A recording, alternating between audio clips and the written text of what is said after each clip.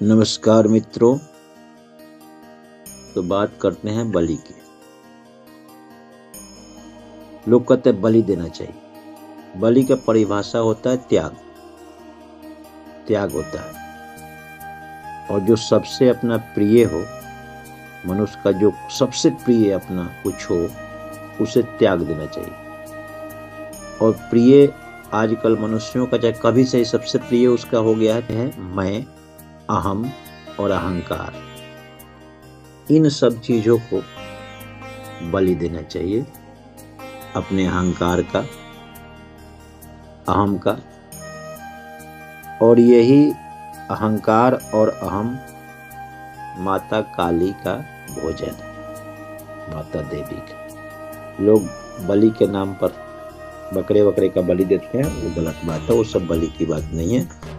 अपने अंदर के अहंकार का बलि देना ही सबसे बड़ा बलि है। उसको बलिदान भी कहेंगे। दे दो, जितनी बुराइयां हैं सबकी बलि दो, और अच्छा बनने का, अच्छे मार्ग पर चलने का कोशिश करना चाहिए इंसान को। क्योंकि यहाँ पे दो चीजों के मेल से पूरा यह शरीर बना हुआ है, और इस शरीर में तीसरा है आत्मा। लेकिन ये दो चीजों के मेल से है, और इसके अंदर दो चीज और भी सारे चीज डबल ही भरे पड़े। आपने देखा होगा, सभी जानते हैं कि हमारे शरीर के अंदर दो ही आंख है, दो नाक है, दिमाग भी दो होता है, यानी अंदर मन भी होता है, एक आत्मा होता है, मन होता है, ये सब डबल है। ऐसे ही आप देखते होंगे, दायां साइड मजबूत होता है, बायां कमजोर होता है, यानी नर नारी का सारा कुछ सिस्टम है। ऐसे इसके अंदर भी सुर और असुर दो प्रकार के जो है ना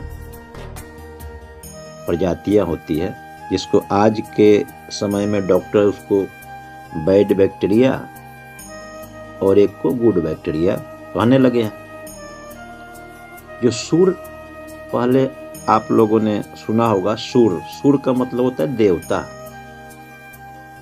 सूर नर मुनि जन आरती उतारे, यानी उस हनुमान चालीसा में गाया हुआ है। तो इस सूर का मतलब होता है देवता, और असुर का मतलब होता है राक्षस, यानी दानव।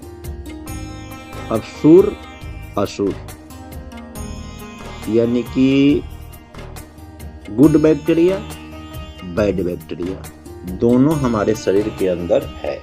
तो ये दोनों को अब बैलेंस में होना चाहिए। तो बैलेंस में कैसे होना चाहिए? अब एक प्रकार से उदाहरण देकर, जैसे सुर असुर। अब सुर का मतलब होता है कोई गाना गाया जाता है, या कोई वाद्य यंत्र जब बजता है, तो जब सब लय में बजते हैं एक दूसरे से मिलकर, तो बहुत बढ़िया सुर निकलता है। अब वो सुर जब होता है ना सभी यंत्रों का, जब बहुत सुंदर लगता है और सभी को अच्छा लगता है, मनुष्य मंत्र मुग्ध होकर उसमें आनंदित होने लग जाता है, उसे सुर कहते हैं। सुर का संबोधन देवता से होता है। और अगर वही सारे वाद्य यंत्र लय से न बजकर इधर उधर बजने लगे, तो वह असुर कहलाते हैं, और वह शांत मन को भी अशांत करने लग जाते हैं। असुर का संबोधन दानव से होता है। और यह दोनों सुर और असुर हम सभी मानव के शरीर के अंदर होता है। यदि दोनों शरीर के अंदर बैलेंस यानी संतुलन में हो, तो वह शरीर स्वस्थ होता है। और जब शरीर स्वस्थ होता है, तब विचार भी स्वस्थ होता है। शरीर अपना कार्य भी सही तरीका से कर पाता है। सूर में हाँ की अधिकता अधिक होती है, और असुर में मैं की अधिकता ज्यादा होती है। और जब दोनों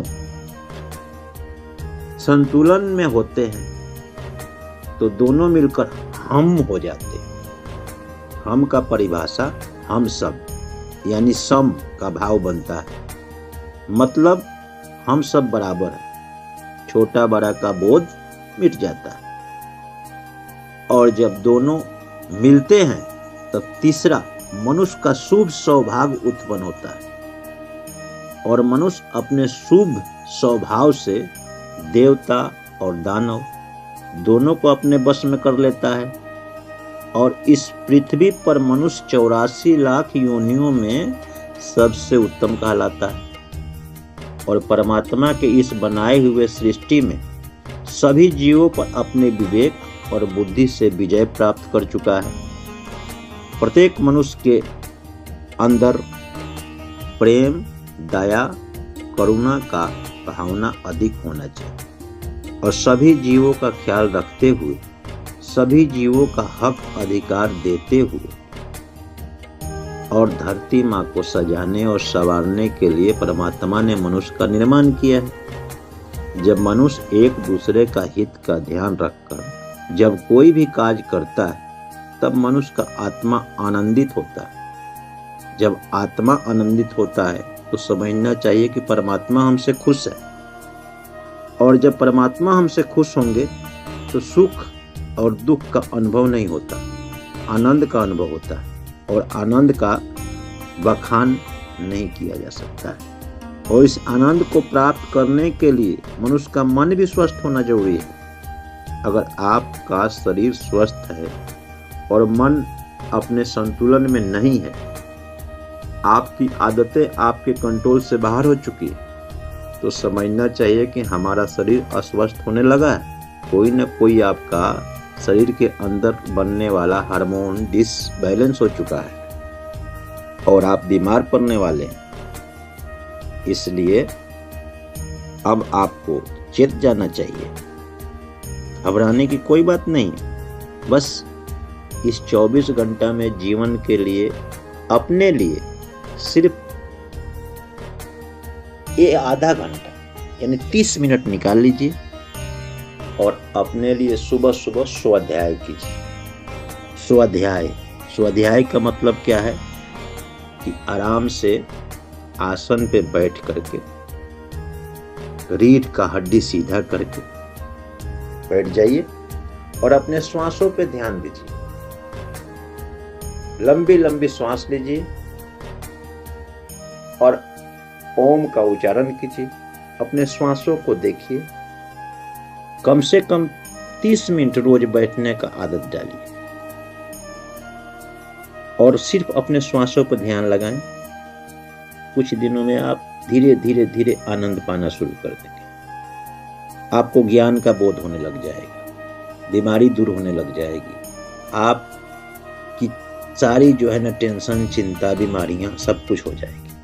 फिर नया ऊर्जा आपको पैदा होगा, फिर आपका मनोबल बढ़ेगा, आपको हर एक क्षेत्र में फायदा पहुंच जाएगा। चाहे आपको अपने ऑफिस में जाइए, काम पे जाइए, कोई भी चीज करना हो, आप तरोताजा होकर कीजिएगा, खुश रहिएगा। दिन दूनी रात चौगुनी आपको प्रगति होने लग जाएगी। ये मेरा अनुभव है। आप एक बार तो इस मेरे बतलाए हुए रास्ते को, और हमारे संत महात्मा ऋषि बताते आ रहे हैं, हमारा सारा शास्त्र बता चुका है इस बात पे। एक बार मानिए और इसमें कीजिए। अच्छा, नमस्कार।